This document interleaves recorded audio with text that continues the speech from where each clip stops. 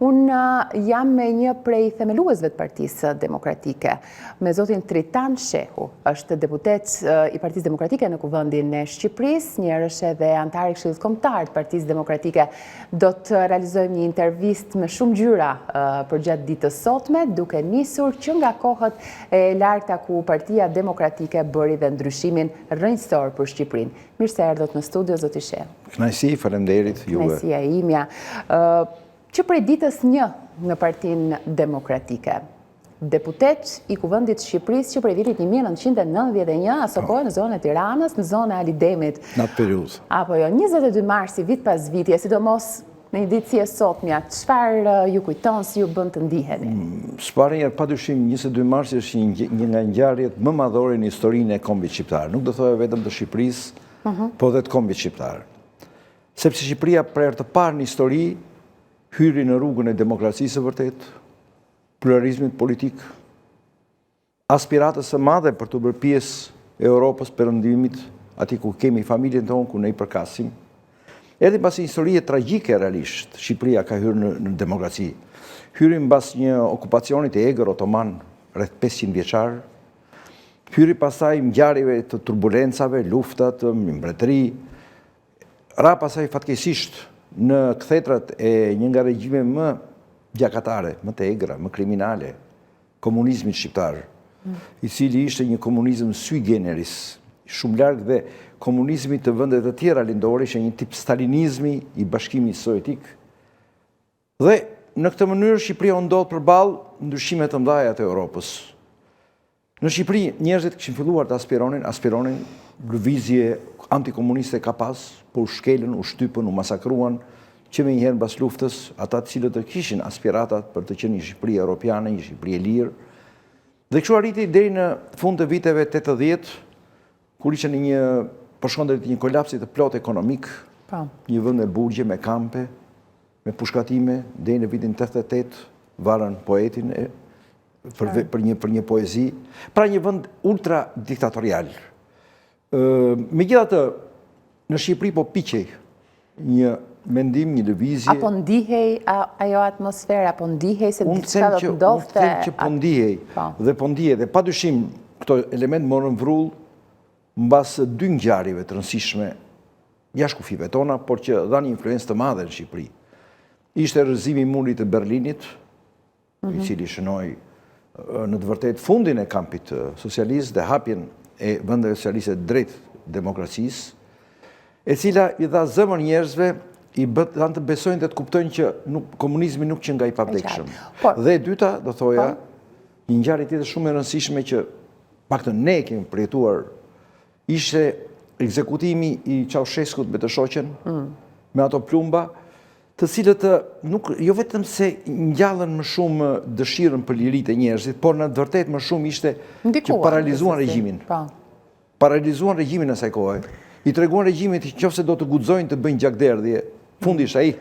Unë do doja të përqendrohesha tek 22 marsi, sigurisht mes momenteve dhe kujtimeve tuaj për të sjellë vëmendje në këtë studio, ku na keni vënë në dispozicion edhe shumë foto që do të shfaqen në ekran, por do doja ta nisja me një foto tjetër, ajo çka ju shfaqeni me zotin Aleksandër Meksi dhe zotin Berisha. E para një koment për këtë foto. Çfarë ju kujton ky moment? Kjo foto është një foto shumë e bukur. Është një kujtim i jashtëzakonshëm. Është realizuar në parlamentin e vitit 91, ku ne ishim akoma në opozitë. Dhe kur Partia Demokratike po përgatitej për zgjedhje të reja të parakoshme, kishte filluar lëvizja minatore, vazhdonte lëvizja popullore, ngjarjet ndërkombëtare politike në favorin ton.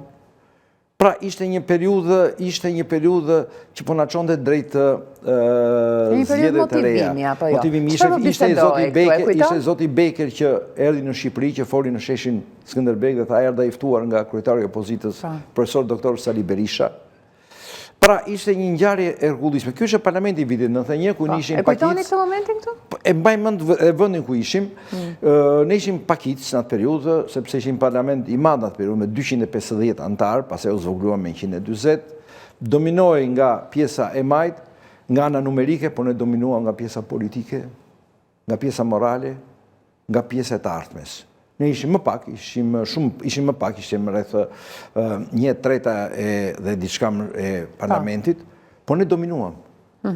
Ne dominuam krejtësisht atë parlament. Ne u bëm zotërit e të parlamentit në atë periudhë. Megjithëse ishim pakic. Dhe kjo është një foto e bërë pikërisht në ato ditë, në atë parlament, ku bistojmë së bashku me Berishën dhe me Meksin, njëri u bë president pasaj, tjetri u bë kryeministri i Shqipërisë, me mbas zgjedhjeve të 92-shit. Po, do të flasim, por 22 mars, dita e zgjedhjeve, Partia Demokratike fiton zgjedhjet dhe është ai moment historik i kthesës. Çfarë kujtoni ju nga ajo natë? Se natë, sepse dita ka qenë proces. Duhet ta nis pak më përpara, me diçka personale. Po. Unë në 91-shin u zgjodha deputet në Tiranë, te pjesa e Alidemit.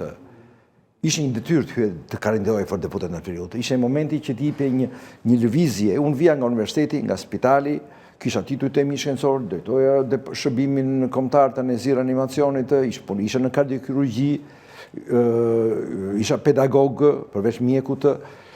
Por, padyshim ka marrë pjesë në Partinë Demokratike, që ditë e para fare të dhjetorit të 90-s të fillimit saj, së bashku me studentët, së bashku me gjithë ata mira njerëz që ishin. Përshkrova në 91-shin, gjithë episodet në 91-shin, pasaj kur u zgjodha deputet në Tiranë, thash, dhe po vite në 92-shi, ku ishte e sigurt tashmë për mua që do fitonte PD-ja. E kishit bindje? A ishe mbaruar e punë, për mua ishe përfunduar e punë.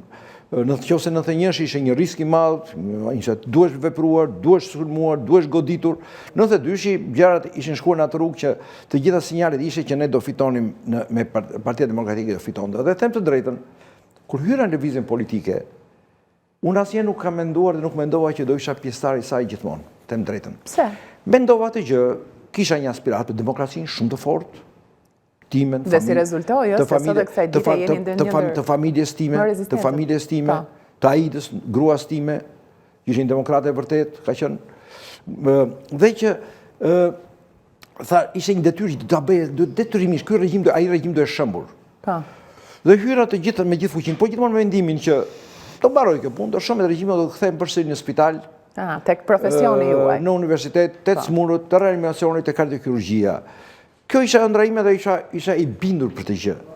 Kështu që para zgjedhjeve. Pra, e konsideroni thjesht si një mision fillimisht? Unë e konsideroj një mision të përkohshëm për të kthyer përsëri në shkencë në universitet, në punën time profesionale. Dhe i them Berishës, përpara kur po bëshin listat për zgjedhjet e 92-shit, u kufizuan zonat erdhën nga 250 në 140 dhe unë i thash Saliut, shkoj tash unë, mos e kemi rakfare. Mua mos më vësh. Unë do kthehem prapë në spital, atje do të kthehem, të vazhdoj në spital, tash gjërat kjo zgjedhje do fitohen nga PD-ja, është e sigurt. Kështu që unë ndjej më mirë veten të jem në profesionin tim, më tha jo tha. Jo tha. As mos e diskuto tha. Duhet tjeshta, duhet edhe unë që tjeshta. Si ju vlerësonte që atëherë zoti Berisha? Çfarë shfaqni ju si spikatje për të? Unë me Berishën njefem që në spital. Kemi pas një aktivitet, Berisha ishte kardiolog, një kardiolog i shquar, iniciativi shumë metodikave të reja dhe metodave të reja mjekuse, edhe invazive për atë periudhë, mini invazive. Unë isha në kardiokirurgji, në listin shumë gjëra bashkë. Puna, gjërat, padyshim, absolutisht. Saliu ishe me atë temperamentin e vetë, me këmbgulin e tij, me atë, do thoja, puritanizmin e tij, në çdo gjë. Dhe kishim një lidhje, ishim të dy shumë koshient të aftësive. Saliu ka qenë dhe pedagogë im, nga dhe në leksione. Pra që krijuar ishim marrëdhënie afër dhe që ditë e para që filloi lëvizja demokratike, unë gjë parë që vajta që mbasi ishim qytet studentëve, vajta takova Saliun dhe i thash, shiko, doktor, mua më ke në dispozicion, hajde. Edhe kështu që unë ingranova realisht.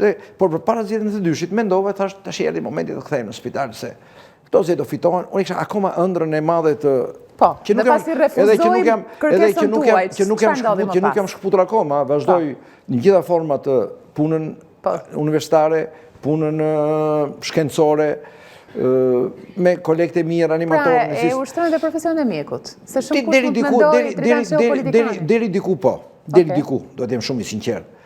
Berisha kundërshtoi, jo tha do jesh. Mira, thash, kur erdhi puna pasaj për vendet, për Tiranën, kishte kërkesa shumë për Tiranën. Unë i thash doktor, s'ka gjë. Doli edhe u vura saktova në Lushnjë. Në Lushnjë, në qytet që ishte një zonë e mirë. Temi demokratike e qytetit Lushnjës. Ishim 5 deputet në Lushnjë. Ky ishte mësuar te Tirana. Ishim 5 po. Unë vura në Lushnjë ku Kujtim Glina ka qenë i pari, ishte kryetari i PD-s Lushnjë që më kërkoi që unë të isha në Lushnjë. Dhe gjithë të tjerët, pa aty unë Lushnjë kisha shumë miq, shumë shok, veçanërisht midis mjekëve, kolegëve, se kishim lidhje profesionale, domethënë për urgjenca, për raste të vështira, për mbështetje. Dhe kandidova në Lushnjë ku ishim 5 deputet në Lushnjë, që kandiduam dhe fituam të 5. Lushnjë fitoi atë natë në 22 mars 5 deputet.